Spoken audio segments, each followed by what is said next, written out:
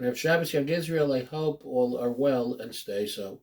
Vasav Derin and Seth Lehman upon the birth of a grandson, Gavriel Mordechai Aaron, born to parents Rav Josh and Ricky Lehman. May Seth and Rena enjoy the beautiful new addition to their family in good health, with much nachas the kedusha l'achyanim v'shanim tovim. Shamshel Hirsch was once approached by a wealthy German, a member of his community, who had the following suggestion: that Sukkot is approaching, so I'm going to buy two lulav, and one I'm going to keep in my home, and the second I'll keep my second set of Arba Minim in the shul. This way I won't have to carry it through the street. After all, a Jew should be meek, should be understated, not to be brazen, not to be a show-off. I don't have to show off my lulav, to which Rav Hirsch responded, absolutely not. You have to be proud.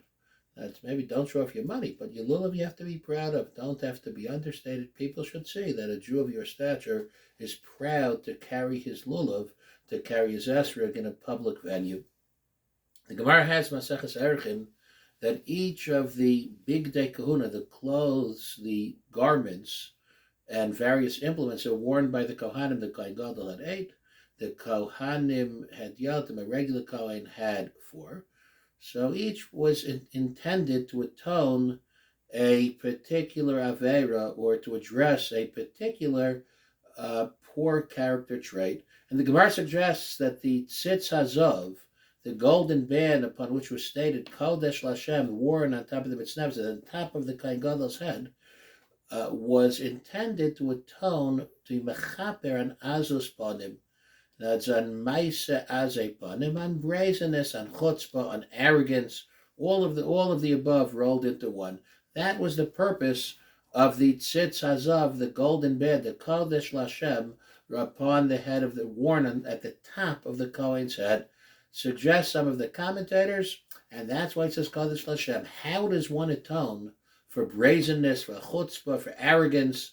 Not by becoming meek and running away from everything and retreating into a corner, but rather by taking that azus panim and transitioning it and channeling it towards azus to kedusha, towards a healthy chutzpah, a positive sense of pride in kodesh lashem. That's in being kodesh, consecrated and dedicated to the Ribbon Shalom. I'm proud to be a Jew. The Navi has Divrei Yomim regarding the righteous King Yehoshaphat. Vayigba liba b'darchei Hashem. What made Yehoshaphat proud? What was he not ashamed to parade about? Is the fact that he was an Oved Hashem and he followed in the Derachim, in the ways of the Ribbon Shalom. Vayigba liba b'darchei Hashem. Yes, one has to be meek. One has to be gentle in their dealings with others.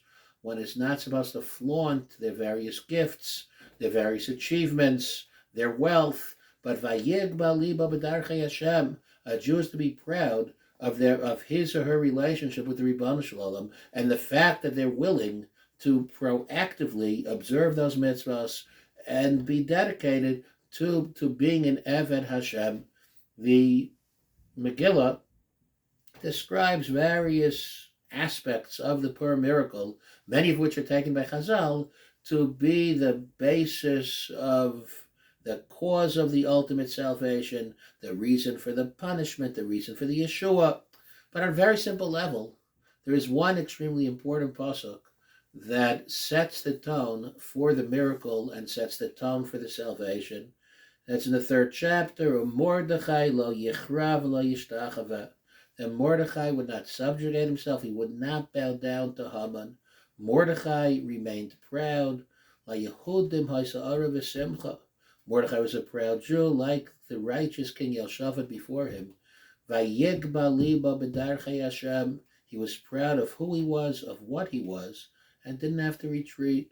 Be meek, be humble in one's own accomplishments, one's possessions, one's material wealth.